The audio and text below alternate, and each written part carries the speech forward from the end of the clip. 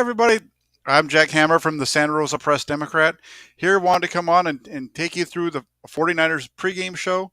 The game's going to be coming up in about a little over 3 hours, so still plenty of time to get ready to go for this game.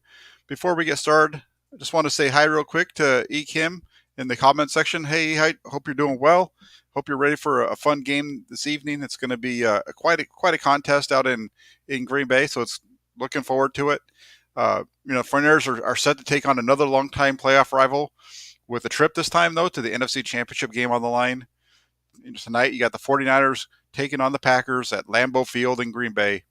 And the cool part about this is going to mark the 9th postseason meeting between these two clubs since 1995, the year following the last Super Bowl victory for the 49ers. So when you look at this matchup, they've been playing each other for quite a while. They go back to, these are two of the original since 46 when the 49ers joined the NFL. These teams have gone up against each other, but in terms of playoff meetings, this is the 9th time just since 1995 that they've met up in the postseason. So quite a history there, and as was the case the last time San Francisco traveled to Green Bay in January for a playoff game following the 2013 season. Weather is going to be a factor. Forecasts call for the temperature at game time to be right around 5 degrees with a slight wind, making it feel like 10 below zero. So it's going to be a cold game for the 49ers, and we'll see how that wind plays out. I think when we talk about in terms of the weather for this game, the cold isn't going to be that much of an issue as it could be the wind.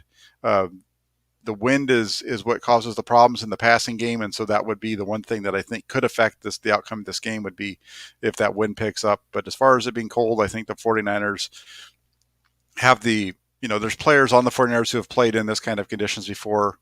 Jimmy Garoppolo grew up in the area. They're just outside of Chicago, so he knows what that weather's like up in Green Bay, and he's played some games there when he was at Illinois too. So, or Eastern Illinois, wherever it was he played at there when he was in college. So he's used to it, and it'll be fun. Hi, Michael. Let's go Niners. Exactly. It's going to be a fun game today. And Lukey says it's playoff time. It sure is. And this is a big one right here, man. I hope the 49ers can pull this game off, and the Rams pull it off and set up an NFC Championship game down in Los Angeles. And that's for personal reasons, because I'd like to be able to go cover that game. It's a lot cheaper to try to get down to Southern California than it is out to Green Bay at this time of the year. So, Adrian, what's up? What's up? Everybody's excited for this one. The keys to the game, and I'll lay this out for you. Number one is going to be the 49ers' ability to get the run game going. On the surface, it looks like San Francisco should be able to dominate this game on the ground. The Green Bay defense allowed the 3rd most yards per rush attempt in the league during the regular season at 4.7 yards. And the one thing, though, to think about is despite that high average yards against, Green Bay did an excellent job of shutting down the 49ers when the teams met in Week 3. Led by defensive tackle Kenny Clark and linebacker Devondre Campbell, Green Bay held San Francisco to only 67 yards on 21 rushing attempts.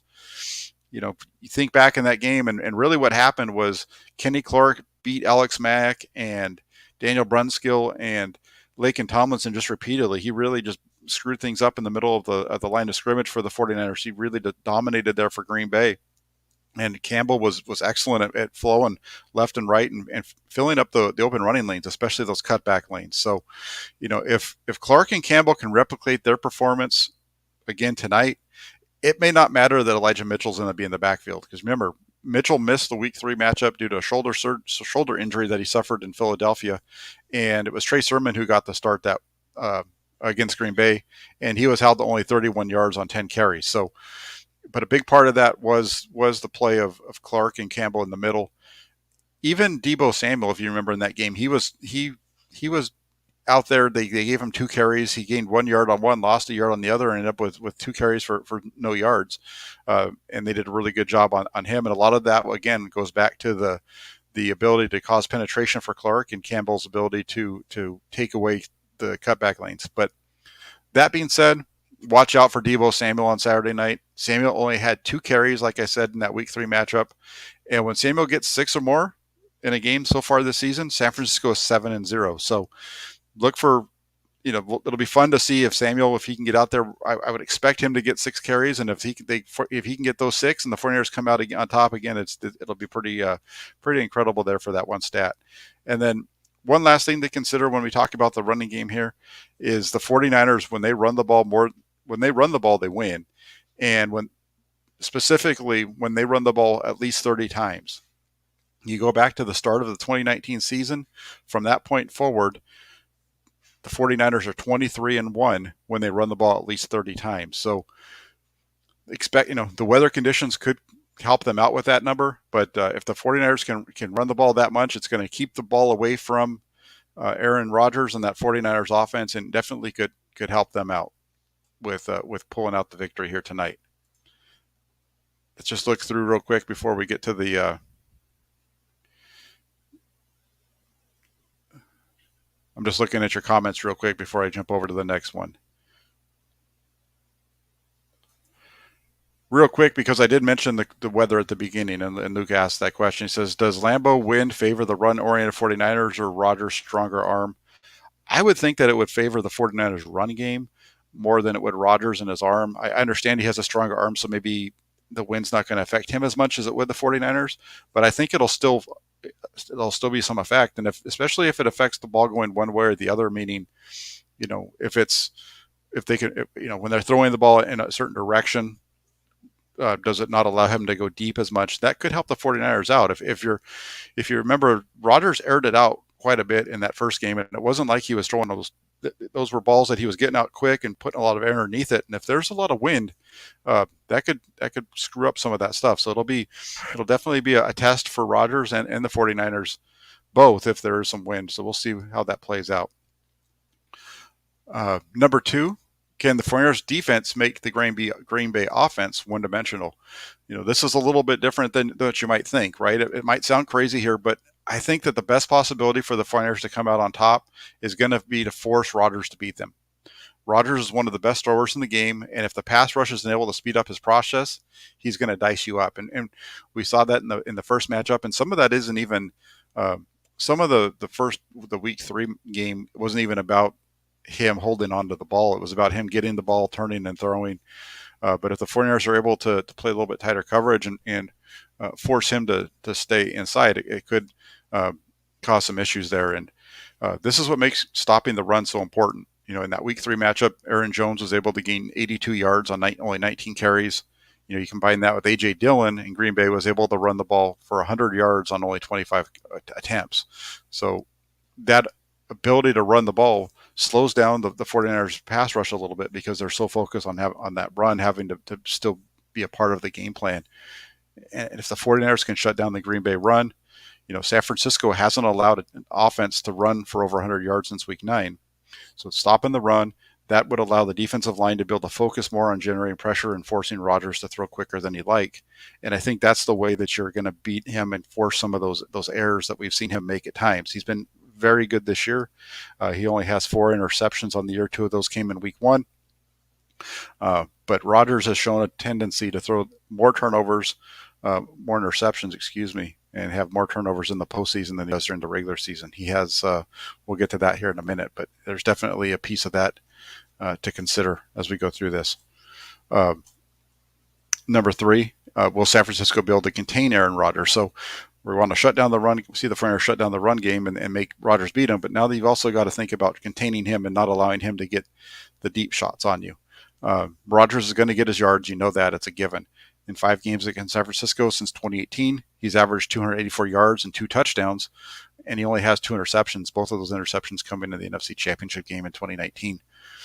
So despite the big numbers, though, put up by Rodgers, the 49ers have been able to keep the games close with Green Bay. San Francisco blew the Packers out both times in 2019, and they lost by field goals late in 2018, and then earlier this season here in 2021.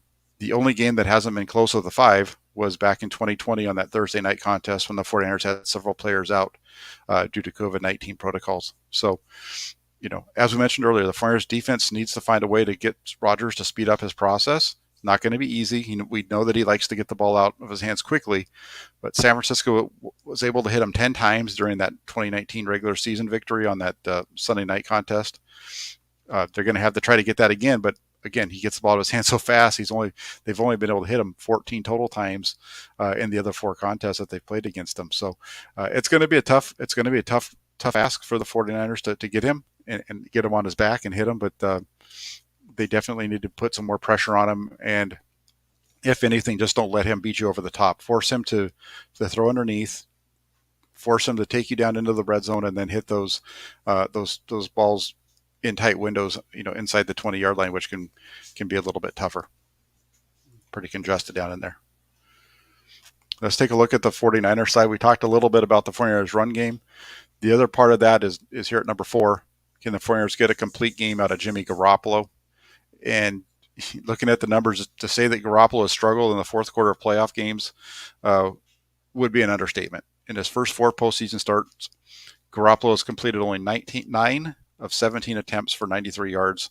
Doesn't have a touchdown pass, and he has 2 interceptions. You look at those numbers, they really reflect a couple of games. The game last week against Dallas and the game against Kansas City in the Super Bowl. He didn't really throw the ball very much against against Minnesota and Green Bay in the fourth quarter of those first two playoff games that he played for the 49ers. So really in his last 2 things have been pretty shaky for him. And Garoppolo's inability to make plays with his arm stopped San Francisco from picking up key first downs in the Super Bowl against Kansas City, as I talked about. And then it also hurt him on Sunday against Dallas, and his fourth quarter interception is what led to the Cowboys' touchdown and that game being closer than it needed to be. Well, the fourth quarter has been an adventure for Garoppolo. He has shown the ability to have strong starts, helping the 49ers to score first in all 4 playoff games that he started for them. So for the 49ers to win, they're going to need Garoppolo to come out early and have that same quick start, but he's going to have to be able to play 4 good quarters, I think, in order for the 49ers to pull this game off tonight, unless they just have the run game humming and he doesn't really have to do anything. If he just hand the ball off, that's a different story. But if they have to rely on him to throw the ball at times, they need him to be able to spread it out over the course of the game. And then last but not least, number 5, and this is a topic that I've talked about really repeatedly over the second half of the season when it became extremely evident what was happening with the 49ers, and that's, can they hold on to the football? And the 49ers talked about this earlier, and they're 2-3 against the Packers during Kyle Shanahan's time in San Francisco. In the 2 wins, they're on the plus side of the turnover differential, +1 during the 2019 regular season, +3 in the NFC Championship game. Then you look at those 3 losses, and they're all on the negative side. -3 in 2018, -2 in 2020, and then -2 again earlier this season. So makes it even tougher when Green Bay is +13 on the strength of having the fewest turnovers in the NFL with only 13, while forcing the 8th most turnovers at 26. That number of turnovers allowed by Green Bay, the number that the times they've turned the ball over, is even more impressive when you consider that 4 of Green Bay's turnovers have come from their backup quarterback, Jordan Love. Love's not going to play today, so that means of the players on the field for Green Bay, they've only turned the ball over 9 times in 16 games. So that's a tough ask for the 49ers. They really need to be careful with the ball. And as we mentioned here in the space last week, San Francisco only has 1 victory this season when they've turned the ball over more than their opponent, that coming in the season opener at Detroit. So turnovers on Sunday night could mean San Francisco will be watching the rest of the playoffs at home if they're not able to keep those out of the game. As for my prediction, I say 49ers 27, Packers 24. Went into this game, and I'm really saying, San Francisco's defense has been really good over the second half of the year. They've held some really good offenses like the Rams 2 times, the Bengals and Dallas to 24 points or less. They haven't allowed any team even that they've played to score more than that as far as the defense. Special teams has allowed it a few times, but in this game, I'm saying 49ers are going to hold the Packers to 24, and if they do that, the 49ers are going to have Jimmy Garoppolo and the 49ers offense do their part to put up 27. And I just think with the running game and the field goals and the way that they've been playing so far over this last 10, 11 week stretch, I think the 49ers can pull this game out 27-24 at the end. It's going to be a tight contest though for San Francisco, like we said, but it's going to be a fun one. It's definitely going to be a game to stick around, and I don't think it's going to be done early. I think it's going to go right down to the end of the game. Let's just see real quick if there's any comments to cover before I jump off, see if there might be any questions you guys have. Um,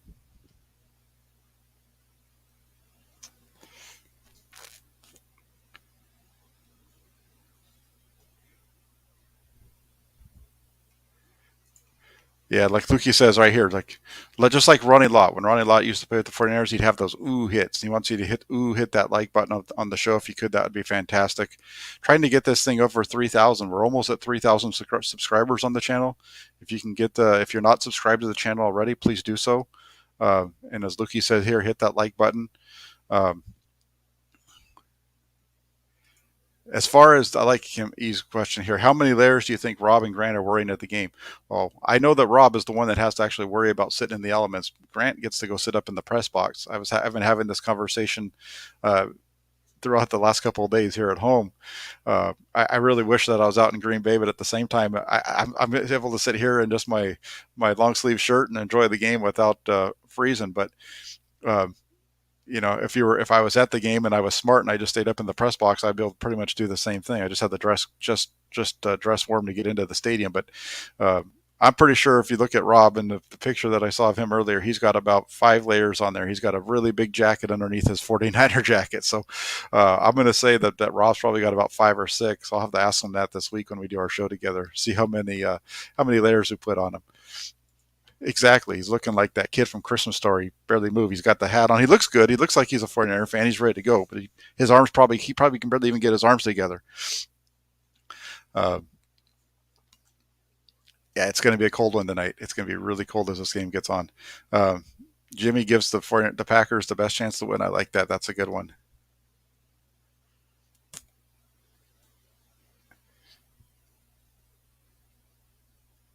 It'll be interesting to see how Garoppolo can play tonight, right? That's one of the things that everybody wants to talk about. But here's the thing, and I didn't mention this in the piece that we went through. Uh, but Jimmy Garoppolo has never turned the ball over in 4 straight games. He's had stretches where he's gone 3 straight games with a turnover. He's never done it in 4. So let's knock on wood. Let's not jinx him right here.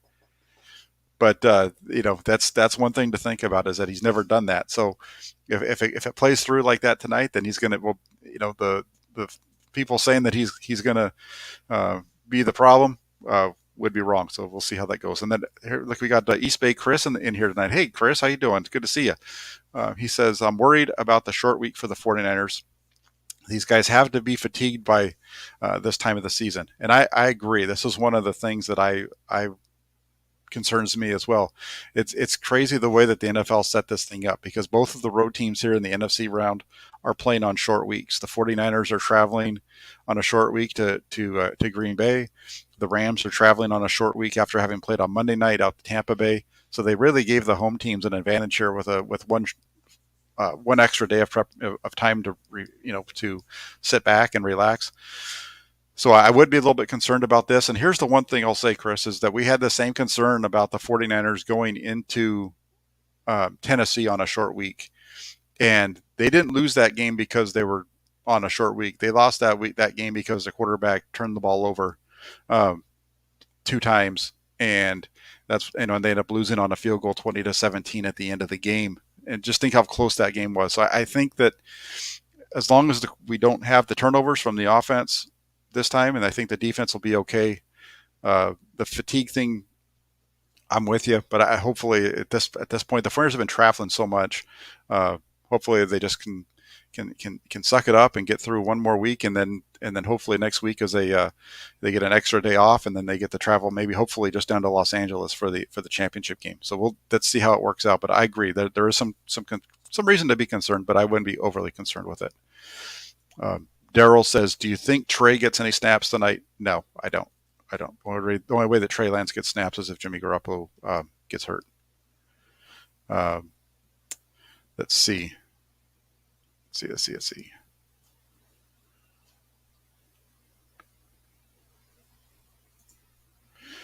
Kim coming in with a stat says 49ers are 10-4 this season when they get at least a half a sack a game. 49ers are 2-6 when Jimmy throws an interception this season. So there you go. Get a sack. Garoppolo's turned the ball over the last 3 games, so he's not going to turn it over tonight. Get a sack, and you're going to win.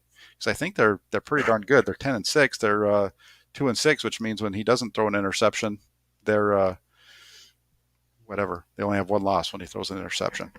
Doesn't throw an interception. There you go.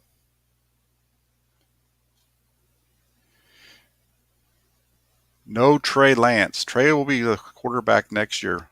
Trust me. He will not be the. I don't expect to see him at all. All right. All right. All right. There you go, CJ. Just don't throw a Jimmy and we win. Well, like we talked about, right? Run the ball 30 times. If you run 60 plays, that's probably going to be about 20 something, 25 turnovers. What, 25 turnovers? Holy moly. 25 passes. Let's see how it goes. And I agree here on this one with Yan. Banks is a starter in 2023. I think he's going to be a starter next year. It's going to be fun. We'll get into some of that topic. Will be a fun one to talk about once the 49ers are done and we start getting this thing ready for 2022, because they're going to have the 49ers have Laken Tomlinson coming up. Are they going to bring him back, or are they just going to try to slide in Banks there?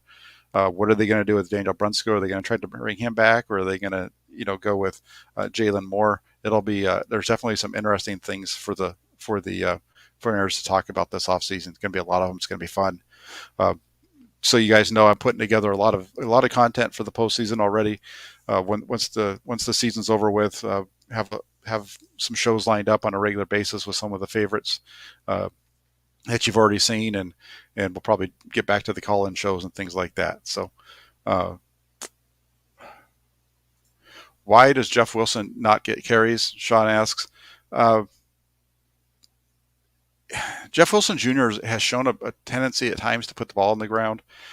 His primary role recently has been to come on when they're going to run Deebo Samuel, and they use him more they make it look like they're in like 11 personnel, and they have him be the fullback. That's been his primary role recently. Against the Cowboys, they kept Kyle Juszczyk in the game, and they used Juszczyk as the third down back repeatedly, which I thought was a nice little change up. But Wilson's a good backup. I just don't expect him to touch the ball very much. I would expect to see, like CJ says here, I think this is a pretty good number. I think you're going to see probably 25 carries for Mitchell, 10 for Deebo. I don't see 10 for Wilson. I just if you're getting 35 carries out of those guys, unless you're just grinding the clock, I don't see them giving Wilson 10 carries. They just haven't done that. I think it would be more like Mitchell getting 30 than Wilson getting 10. Do I trust Gould in this weather? I think he's been pretty good in the past in the cold weather, but he's not going to be able to probably hit from 45 plus like he's done in the past, like he did in Dallas. The cold weather is going to. They've talked about that, how it'll make the ball harder and a little bit heavier, so it's not going to fly quite so far. So one of the things with that is special teams could play a big factor in it tonight, return game and so on. Green Bay's not been very good on on special teams. They're actually ranked worse than the 49ers. So there's been a little bit of chatter amongst some folks about the 49ers maybe should put in Deebo Samuel to return kickoffs tonight. There's no holding back now. There's no reason to wait for next week, right? You need to win tonight. So throw him out there and let that guy return kicks, because he's averaged 25 yards per kickoff return. He's only done it 3 times, but he's pretty good at it. I'd rather see him carry it. And Moses, how you doing, Moses? Good to see you. And he says, "What's up, Jack? My prediction: 49ers win 27-17." There you go. We both said 27. You've got one less touchdown for Green Bay than I do, but we both had the same number for San Francisco, so that's good. Yeah, and I agree. 45 is going to be the limit for Robbie Gould. This is the guy to keep an eye on tonight, Moses. Keep an eye on Thomas. I want to see if he can do a better job slowing down Adams than what Lenore did. Thoughts? Absolutely. He's going to. Ambry Thomas has come on so well in the last few weeks. I watched the film of him yesterday against Dallas again, and he just shut down his side of the field. He's really come into his own over the second half of the year. I said it throughout during training camp when I was asked about him, and I always thought that he was one of the best man cover corners that they have on the team, and he uses a lot of those man skills when he's playing, even when he's playing zone, in that he's not fazed by receivers gaining ground on him and eating up that cushion on him. He kind of lets them do that, and then he feels, and he turns and runs right with them. And that's a really good trait and a skill that to have, and that could help out quite a bit. So uh, I think that I'm looking forward to seeing what he can do on Adams tonight, because Lenore definitely struggled with him. I remember in that game the first time around, Josh Norman actually is the one that started. Norman and Lenore both struggled against Adams in the previous matchup. So uh, it's going to be fun on it for Ambry Thomas, and I think he's going to play good. I just have a feeling. So hopefully I'm not jinxing the poor kid, but I think he's going to play good.